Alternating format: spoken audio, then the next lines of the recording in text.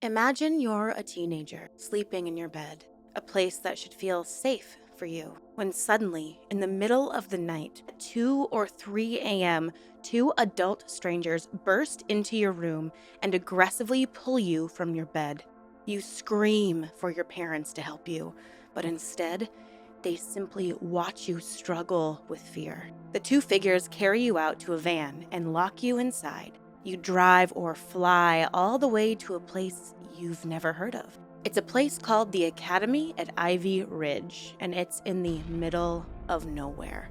You have no idea where you are, and your life is about to change for the worst. This is the story of troubled teen institutions, the trauma they cause, why they exist, and who is behind the scam. So please mentally prepare and take a deep breath. It's time to let the fresh air in.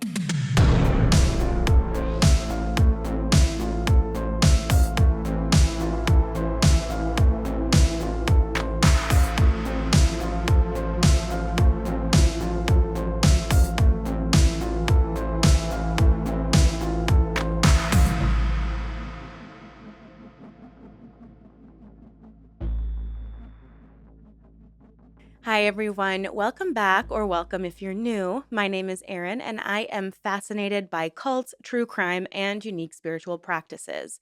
With my content, I hope to better understand the inner workings of problematic groups and people and try to share survivors' stories so that others can avoid these dangerous groups. If you like this sort of thing, I'd love to have you here, so please consider subscribing and checking that notification bell. Also, if this is your first time tuning in or you've watched a few videos and you're like, she sounds weird, what's going on? I am a little stuffed up. I have allergies or a cold, something's going on, and a broken foot. We're just falling apart over here, trying to keep it together. So please forgive if I'm really nasally or if my voice just sounds unpleasant today. The new Netflix docu-series, The Program: Cons, Cults, and Kidnapping, details several survivors' stories about what is known as troubled teen institutions. These are essentially sold as boarding schools to help with teens and their behavioral issues. The docuseries is directed by one of the survivors of one of these institutions. Her name is Catherine Kubler. If you haven't seen this docuseries, I highly recommend it. I think she did a really great job on it. We really get to see her personality, and you really get to see the traumatic effects that these dangerous institutions had on many of the survivors.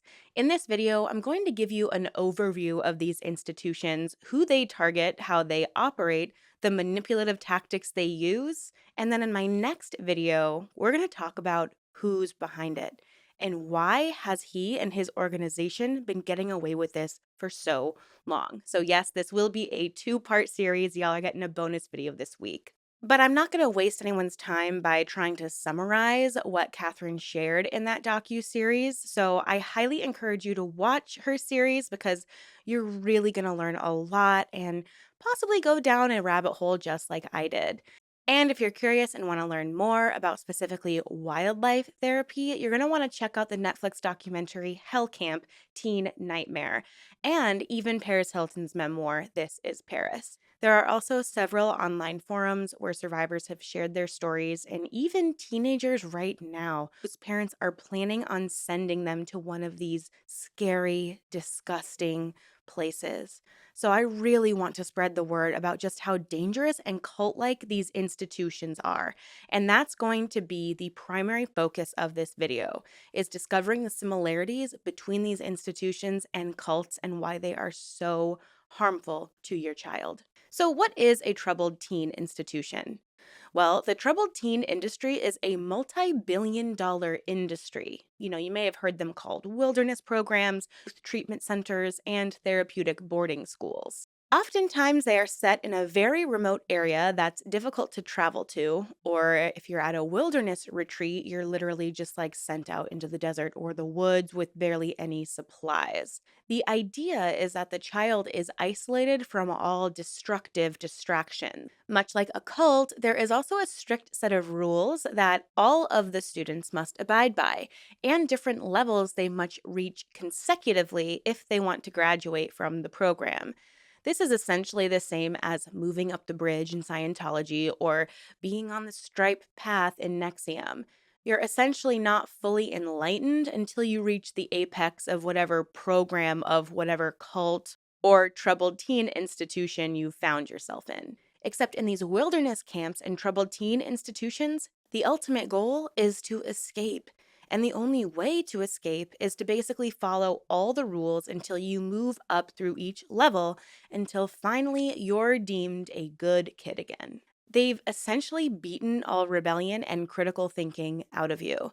These institutions are typically sold as a way to retrain bad behavior in teens. Yet, the facilitators have little to no therapeutic training or certifications to administer this healing. Instead, the children are beaten, sometimes figuratively and literally. They're not allowed to go outside, are oftentimes working for free, and not even really taking real high school classes or tests that could result in a high school diploma. So, why would any parent want to subject their child to a place that's just run by unqualified, dangerous people? Well, the people who run these organizations aren't just master manipulators, they have also mastered the art of marketing. They'd show pictures and videos of children laughing or showcase the children being orderly, following the rules. A parent might see testimonials from kids that went through the program and thought it was great, or parents whose kids had a positive impact or a positive experience. Or they might stage these really fun looking field days, which happen once in a blue moon and is primarily meant to take photos and videos of the kids having fun so that it looks like that's the experience that they're having all of the time. So a parent might see this and think, wow, this program is working. I want my child to learn how to follow the rules and work hard and stop this bad behavior that I'm experiencing at home. I want them to be an outstanding member of society so that they can be a successful adult. The people behind these establishments are con artists, in my opinion, and they figure out the parent's pain point, and like any good salesman, exploit it, claiming to have the answer to the problem of their troubled teen, just like cults do when someone is looking for answers. There was also a recruiting aspect to getting the parents to sign on. It's very similar to the MLM structure of recruiting. You see someone in your neighborhood who has similar challenges with a teen, and that parent sends their kid off to one of these programs. When you start considering sending your child to one, the representative sends you to that neighbor, and that neighbor helps sell you on the program. But unbeknownst to you, that neighbor, that parent, has a massive incentive to get you to send your child away. They'll literally save a full month's tuition on their own child's basically incarceration. And in my findings, and this was a number from a few years ago, it was estimated to be about $3,000 per month. So whoever's recruiting you to ship off your kid is getting a cool $3,000 back in their pocket. Maybe even up to $5,000. Meanwhile, you also have the recruiter on the other end of the phone, encouraging you to make the choice to send your child away. You're constantly being told that this could save your child.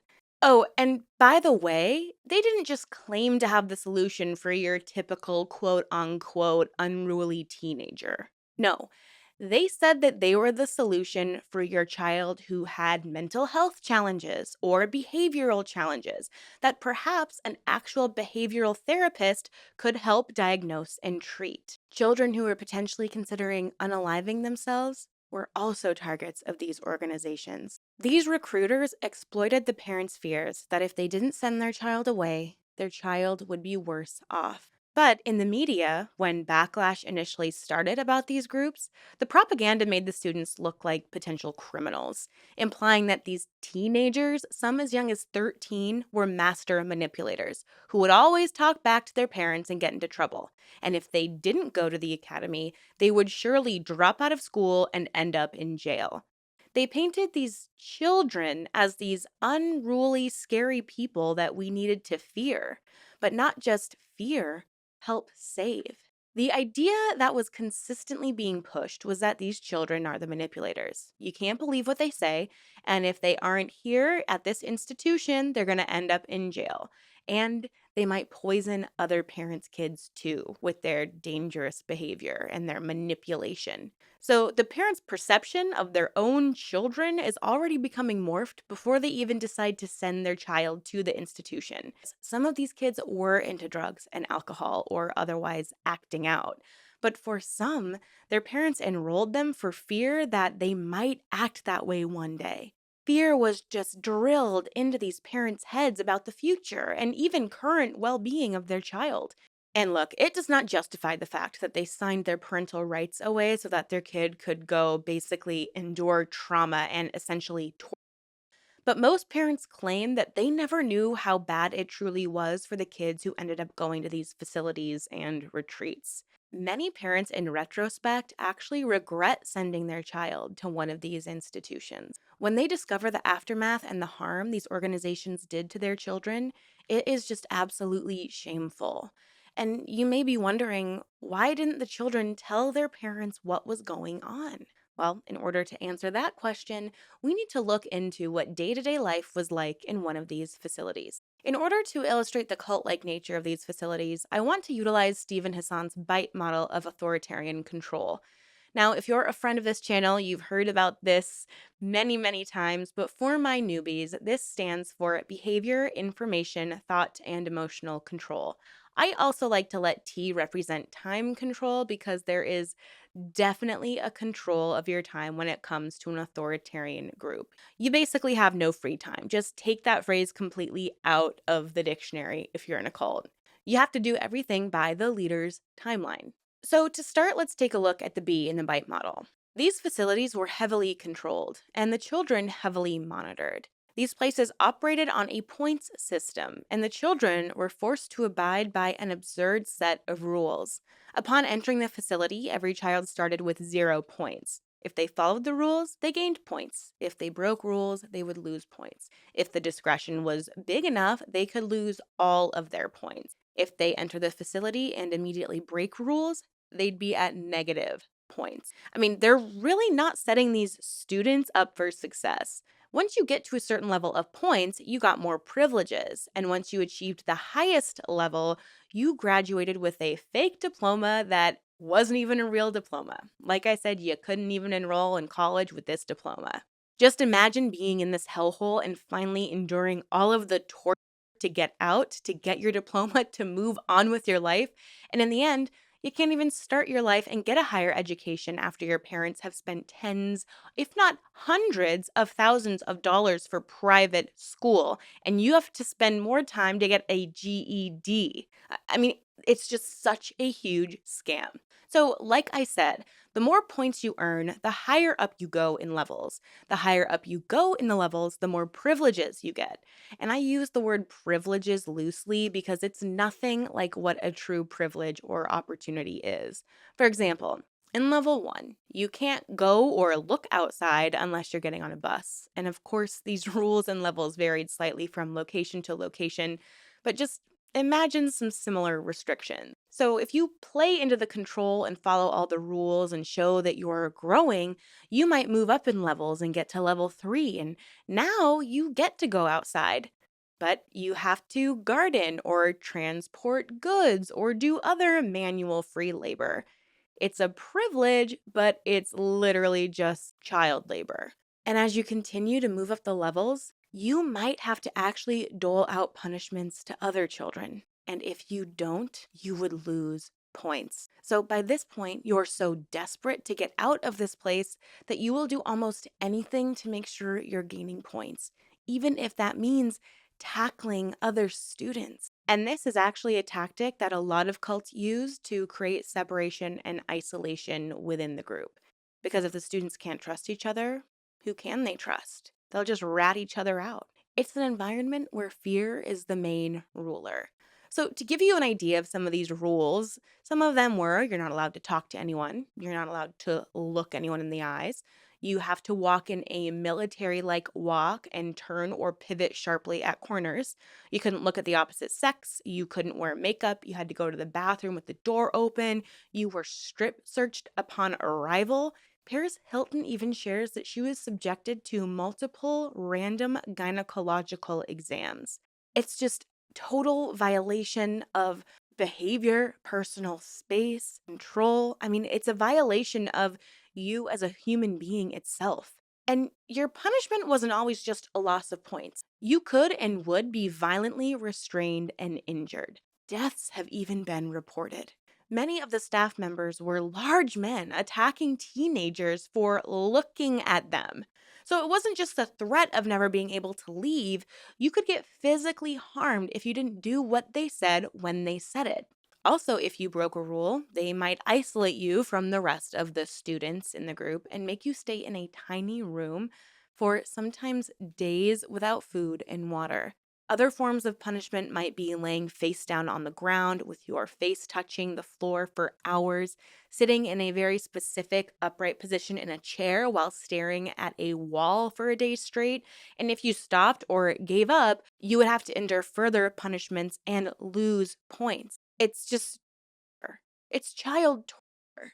And apparently, once you got to a certain level, your parents had to come to a seminar where they used these brainwashing tactics that we've seen in several cults. Like it reminded me of the 4 stages that Osho used to get people in like a brainwashing state, where it would start off with like dancing and then like screaming and then meditating.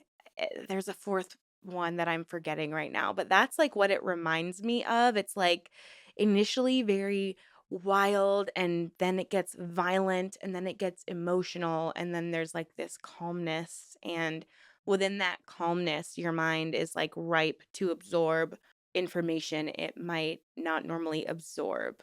And it kind of shuts off your critical thinking at that moment. So, these tactics were used on the parents to make it appear as if this group had something to offer.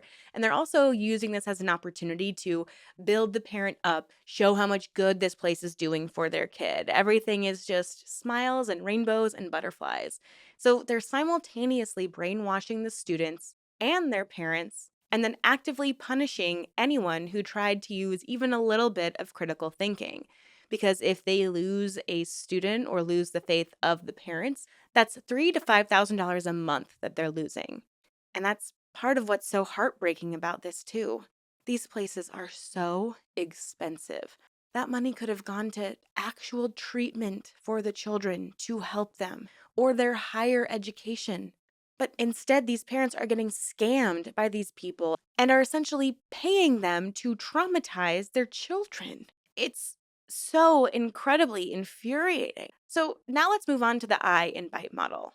Not only did the staff monitor information the children were exposed to, they also monitored all the information going out to the facility. The students' phone calls and letters with and to their parents were listened to and read by staff members. There was a lot they weren't allowed to say to their parents. And the parents had already been issued a warning about their own children trying to manipulate them and beg to come home and say how terrible the place was and make the facility look bad, but it was just your nasty kid trying to manipulate you, according to the facility. So the parents had already been primed to not trust their own children. And in not listening to their children, the kids stopped trusting their parents, and their self worth just deteriorated.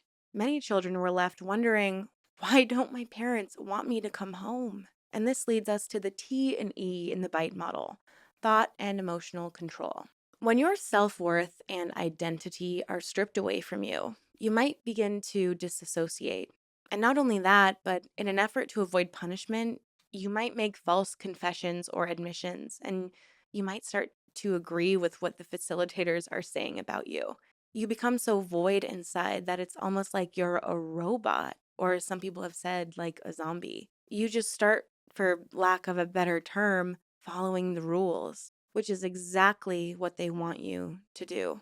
They want you to shut off your instincts, they want you to shut down your emotions, and they want you to stop critically thinking and asking questions, just like every cult before it. They want you to succumb to the abuse and torture so that they can claim that they've been successful at breaking you. So I think it's safe to say that these places are dangerous for children.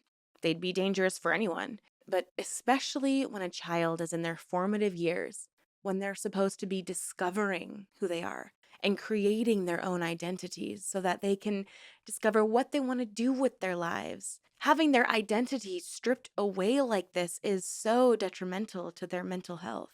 And the irony of all this is that the very reason many of the children were sent to these dark places is the thing that they used to cope with the trauma that these institutions caused them. Many ex students have turned to drugs and alcohol to cope with or numb their feelings. Many have had multiple overdoses, and some have tragically even taken their own life. And another sad piece to this is that these facilities still exist today. Wilderness therapy still exists, and parents are still shelling out thousands of dollars to these con artists in an effort to help their child, not knowing that their child will only be torn away from them. This industry is literally tearing families apart under the illusion that they're trying to help families stay together. When children finally escape, oftentimes they cut off their parents because they feel so betrayed. There's a sourness to their relationship because the parents don't understand what happened behind closed doors, and the children don't understand why their parents would force them into these spaces.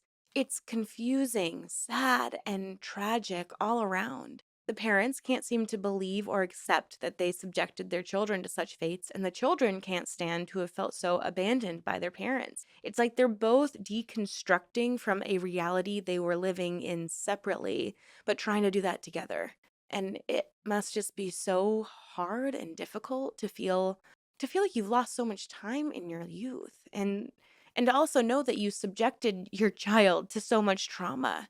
And it's clear that for some, even though these abuses happened decades ago, the effects of the institution have left deep scars. Many ex students have tried to seek validation and understanding of what happened to them, but unfortunately, when they were in the facility, they weren't allowed to know each other's full name. So it's been difficult to connect once people get on the outside. Some people have been able to reconnect on the outside world and validate each other's experiences and support each other's healing, and others have gone to forums like Reddit and other anonymous sites to share their stories and seek support from others, but also create awareness about these dangerous groups. There's a website called wwaspsurvivors.com, and we'll dive into what exactly WWASP is in my next video. But for today, I want to focus on those stories. The stories of people who have endured the unthinkable at such a young age. Now, I'll be keeping all of these anonymous,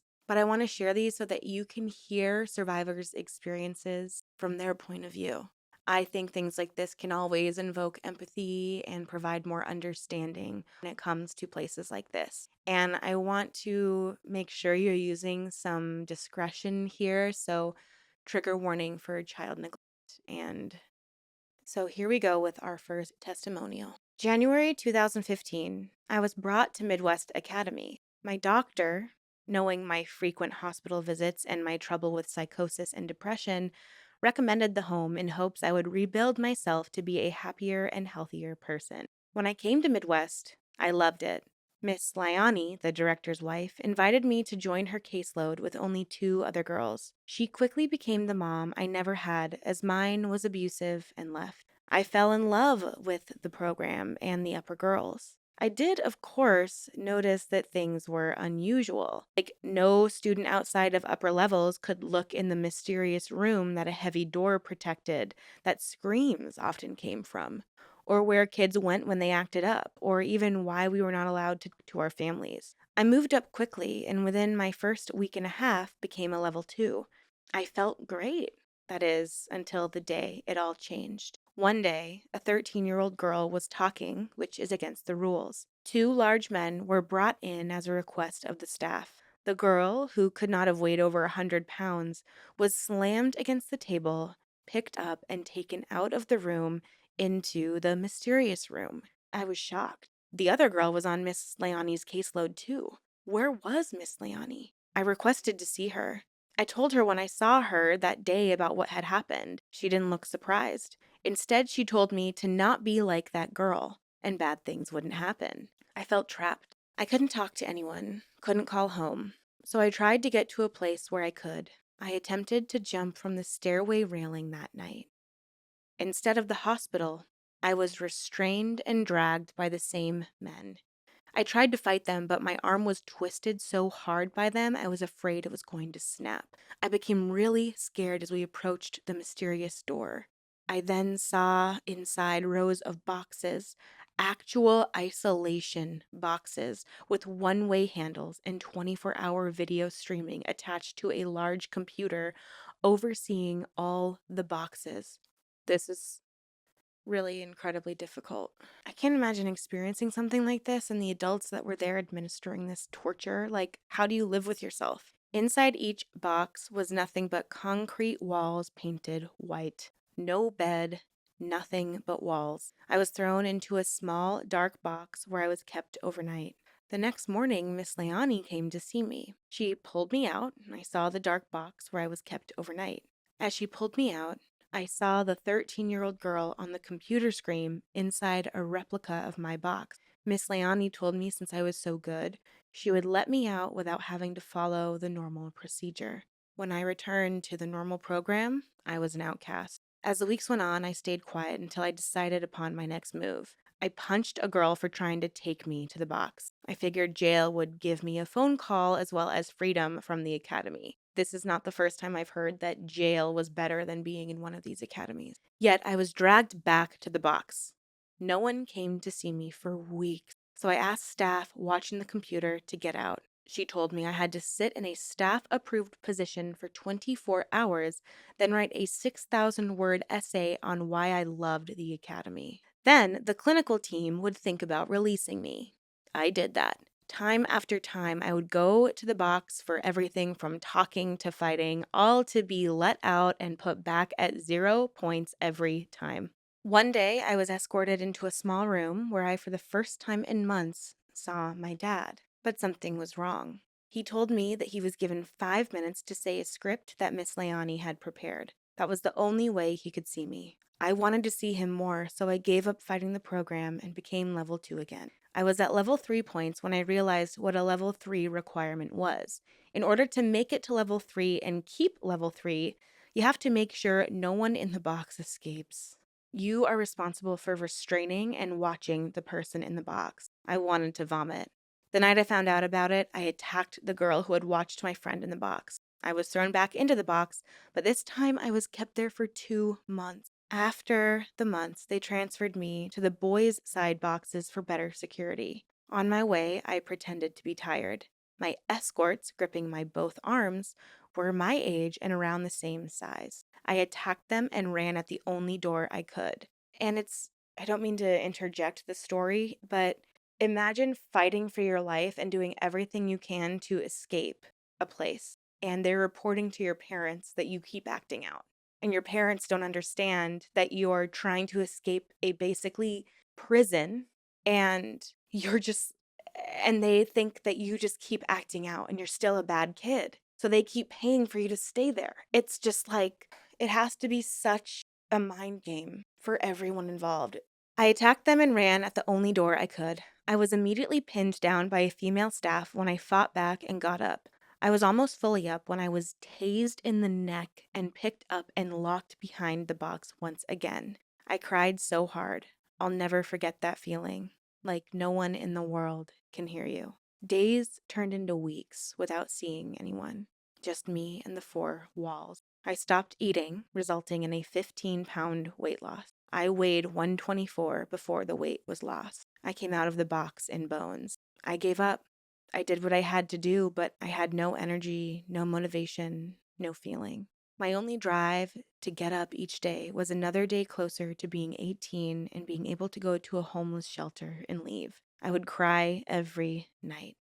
One night, I grabbed whatever last bit of energy I had and tried to fight one of the girls. I lost. Every staff came over and restrained me. I was nothing but bones, but I was expressed as dangerous to everyone by the staff. The next morning, I was let out and escorted to the bathroom. I grabbed a bottle cap I found on the table on my way back and went into the box. I thought, this is it. I'm going to end this. And I made deep cuts on my arm. I was pinned back, but they were too late.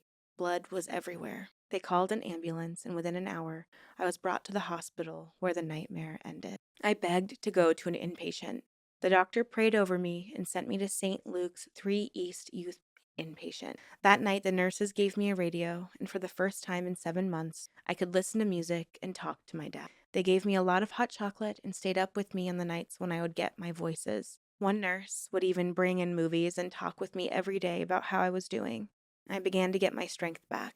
They took photographs of the bruises that went up and down my arm. One day I was playing Foursquare with the other kids admitted when I was brought down to a small room where, to my horror, Miss Leoni was sitting. I backed out and asked staff to come with me. They sent not one, but two amazing nurses to help me in dealing with this. Miss Leoni smiled and tried to hug me as if nothing had happened. After the talk, I was presented with two options: go back to Midwest and have a fresh start, or take my chances and go to a different program that could potentially be worse. I told her I would never see her again. When the meeting finished, Miss Leoni requested to see me alone to say goodbye. As I walked in, she hugged me and cried. Then she told me, "Listen, you do whatever the next program asks, no matter what your opinion is, so that you can go home and this can be over. I love you." I never saw her again. A week later, I was sent to Midwest Center for Family and Youth, where I stayed for a month and a half before being released and sent home. Currently, the psychosis that Midwest's doctor said would never go away disappeared. I have no voices, no depression, and I'm even graduating in a month from high school. And I have a job, I have friends, and I wake up each day excited. For a long time after the incident, I dealt with nightmares and panic attacks about the box, but my best friend and I work through those every day. I couldn't be more thankful to the people involved in shutting Midwest Academy down. I'd still be there if I'd not cut. Now all of those kids are free. Something that's been fascinating in hearing these stories is this common theme that the staff involved, they also felt like they were forced, some of them expressed that they felt like that was their job. They had to do it. And the docuseries touches on this a little bit, and we're going to talk a little bit more about it in my next video. But the people who are setting up these treatment centers are setting them up in very, very remote areas near very tiny towns. So when there are jobs being offered in these facilities in an environment that might not have many opportunities for work, a lot of people were flooding to get a job at this new facility. And since they have a job and this place is essentially helping the economy of their small community, they do things that they might not otherwise do. I mean, there were also people, I've read stories of people who were paid to be kidnappers who literally like can't understand why what they're doing is damaging. And I still think it takes like a special kind of person to be okay with hurting kids in this way, even if it feels like your only job opportunity. But that's my personal opinion. I don't want to speak for anyone else because there were people that expressed remorse, but there were also staff members that I've seen and read share that they were just doing their job and this was what was best for the kids. So it's very kind of like one of two sides. There's no real like gray area in this, but I have seen some staff members expressing deep regret for what they had to make these children endure. This next testimony is from someone who attended the academy at Ivy Ridge. I went to one of these places, and it was before they started making them appeal to religious and political extremes.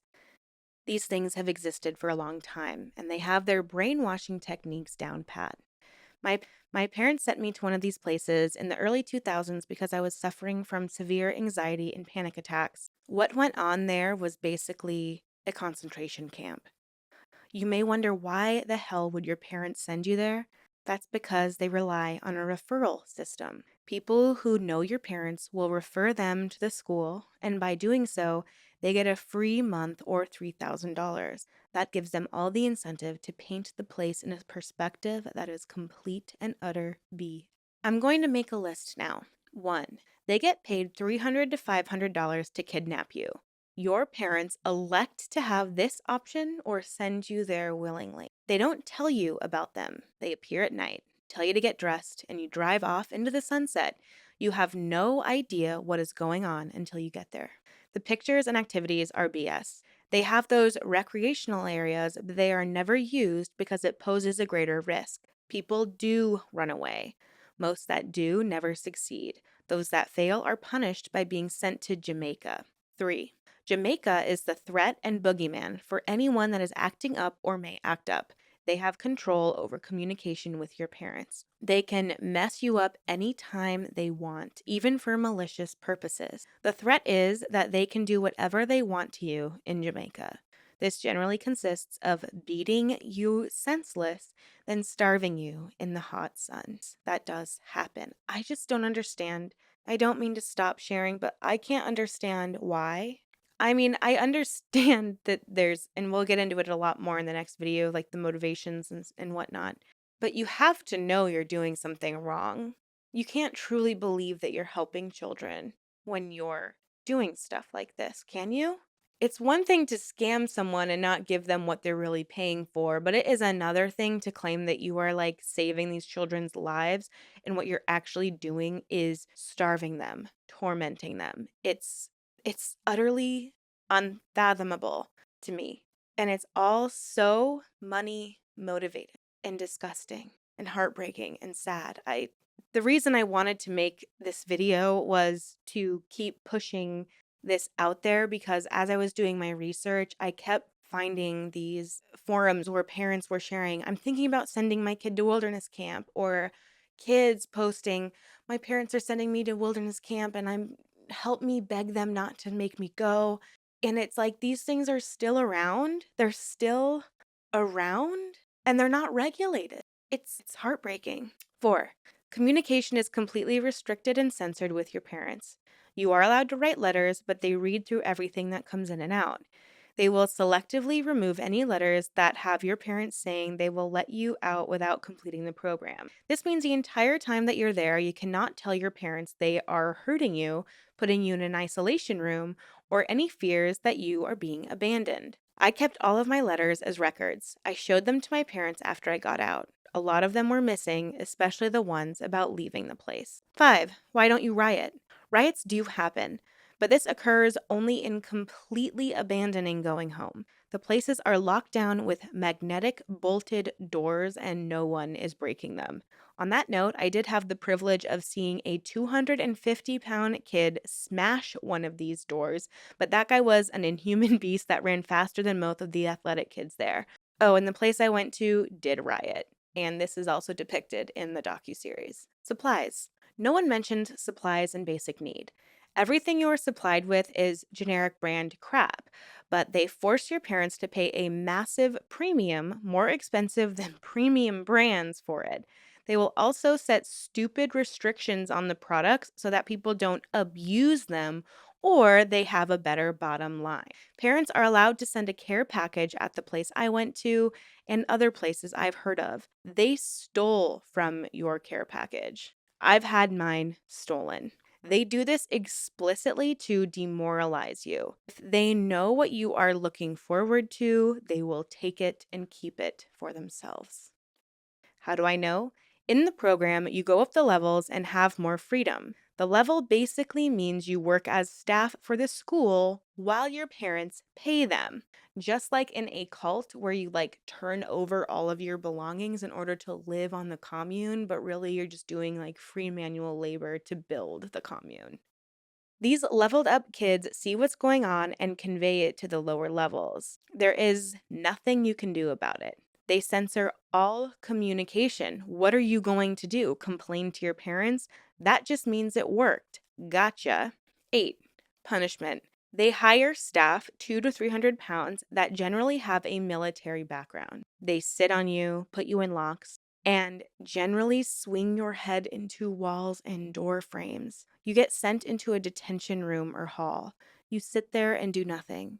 There have been people who sit in these rooms or halls for months, years. Remember, it costs $3,000 a month. Not only that, but there is sensory deprivation room for severe offenders. You get to sit there in the dark in a kneeling pose with your head against the wall. 9. I've seen kids head to these places and break down. A lot of these kids were sent there under stupid pretenses, but nothing in regular life prepares you to be completely stripped of your security of returning home, censored communication, and your ability to stop the abuse. You can't do anything. You completely lack control. 10. The brainwashing program. I didn't even get to the brainwashing program. They have this program where they hire specialists, make you sleep deprived, make you write tons of crap about how messed up you are and what you want to become. Then they force you to do these socially awkward interactions to stress you out. Then do a guided meditation. You're allowed to talk freely. You eat some junk food. I mean, this stuff is gold after being in there for so long. Then they brainwash you to complete the program. You hit the ground with a towel to let out all your anger, and they teach you junk psychology. And there's an edit on this point. Due to many questions on the parents' feelings of guilt or responsibility in the matter, I am adding this. I mentioned brainwashing, but I failed to mention that the parents are brainwashed as well. The way this works is that there is a level system. The first 3 levels don't require your parents to be brainwashed, but to move up to level 4 through 7, you need your parents to participate in these special brainwashing seminars. This means that even if your parents were misguided to send you there in the first place, the moment you show you are doing well, the schools latch onto the weakness of your parents' hopes and brainwash them as well. This makes them great zombies to refer other parents into these schools. It also encourages parents to have the child complete the program, which is an additional 1 to 2 years, which means roughly 30 to 70,000 more dollars for tuition. I don't even think my college was that a year. 11. Fighting back. Some of the teens do resist, but this never ends well. The staff all have walkie-talkies and are usually a shout distance away from one another. In the event there is violent resistance, you will get bum rushed by 3 to 5 200 to 300-pound men that will wrestle you down and sit on each of your limbs. You learn fast, either from experience or observation, that you don't use violence. The best course of action I've seen to the bum rush was going completely limp. It makes it hard to move you around or do anything to you. It also frustrates them. 12. Unaliving. People attempt unaliving, and this just makes you get put on unaliving watch. They remove your belt and anything around that could be used as a weapon to hurt yourself. Everyone uses plastic sporks already, so there's no possibility of someone taking a metal utensil and using it as a weapon. 13. Juvie kids. These places were originally designed for people from juvie. The messed up thing is that after a while, the referrer system had a snowball effect into the general population. This means that the schools are known to reform hard case of kids in the beginning, but later as the general populations get taken in, it makes it hard to make a case to others that you aren't an a-hole teen. Some of the kids are messed up, but with the diffusion with the general population, you just get a lot of kids that ... no one deserves to be there. 14. Buddy system. People are assigned a buddy system, and the buddy is partly responsible for your actions. The buddy is usually someone with a higher ranking and privileges. This means they have much to lose, whereas a new entry has nothing to lose. They will also separate friends from ever being a buddy. They also rotate buddies on a regular, weekly, or bi-weekly basis. Sleep arrangements and being guarded. You sleep in 2 to 4 people rooms with your buddy. There is staff that are hired to just be awake at night to monitor you. If you exit your room without permission, you're considered a flight risk and you get bum rush. If you need to use the bathroom, you must request it by putting your hand outside the door and waking up your buddy and waking up any existing queue. Some people just go in a water bottle or out the protected windows. Staff and fellow students outside of school. The staff use aliases. I wonder why. This is to prevent retribution outside of the school. It's hard to communicate with fellow students because all you know is their name and some general information. By the time you get out, you don't know where they've gone or if they're even still alive. I've contacted a few of them, but I still can't find most. 17. Staff pay. The staff were paid minimum wage and with overtime. Most of the staff were not highly educated and were ex-military. This meant they were stressed and just motivated to get the quickest results possible. The kidnapping job paid very well and was lucrative to them. And this person shares a personal note. I got lucky in that I avoided pissing off the staff as much as possible, but some still harassed me just for fun. I also was on good terms with a couple of them, which allowed me to avoid the full-blown S-storm of being psychologically and losing my rank or level because some of them just wanted to mess with me so I would crack. I'm going to let that be the last testimonial. These are really difficult to read and hear about, but I think that they're really important to understand the full scope of what we're dealing with here. I recall a couple years ago hearing of Paris Hilton's book, and when this series came out, I was reminded of these programs once again. And I think in this age where there's so much information flooding in at us constantly, it's so easy to forget about things that are really important to not forget about. That's why there are recurring characters on my channel. I've talked about Twin Flames Universe a lot. I've talked about Nature Boy a lot. I've talked about Bentinho a lot because these, well, until recently with Nature Boy, but these groups are still active and they're still dangerous. And what's really upsetting is some of these organizations have gotten their claws into government funded programs. And so government funded programs are now suggesting these facilities to foster parents and stuff like that. And so I'm making this video and this series of videos to bring more awareness because we do need to keep talking about this. We cannot just stop talking about this. It's so heartbreaking to hear these stories, the loneliness, confusion, terror, fear, frustration, sadness that these kids must have felt while they're going through this. And I'm sure it's so difficult to relive it and be reminded and be re-traumatized and just have to continue to try to comprehend what they went through. And it's got to feel so difficult to not feel anger and resentment towards people who put them there. And I really hope that they're able to heal and grow and maybe one day reconnect to their families. From watching the docu-series and listening to Catherine's story, I got the sense that the activism that she's doing to create awareness about these groups is healing for her. So again, the best thing we can do to help her and other survivors and other teens who are currently in these programs to keep talking about it. These places are dangerous and need to be shut down. Right now, there are zero regulations in place to protect children from these institutions. When one gets shut down, miraculously another one pops up in another state or another country. Paris Hilton has actually taken monumental steps to get federal regulation bills discussed in Congress, and it looks like they're currently in talks to pass the Stop Institutionalized Child Abuse Act. I'll post some resources in the pinned comment down below if you want to learn more about it, and I'll also try to keep you as updated as I can. I'm trying to learn as much new information as possible. This act has been co-sponsored by Republicans and Democrats alike, so I'm really hoping that we can get some momentum on that this year. But things get tricky and dirty as we begin to follow the money, and we will be doing just that in my next video later this week. In my next video, we're going to discuss who is responsible for all of this. Whose gross idea was it and why? Well, the umbrella organization who has been profiting off of the torment of these children is the WWASP, whose survivor website we just read those testimonials from. It means the Worldwide Association of Specialty Programs and Schools. So we're going to dive into the corrupt operations of this organization and its founder in my next video, and we will see just how deep or high up those pockets go. Thank you all for listening today and for your support on my channel.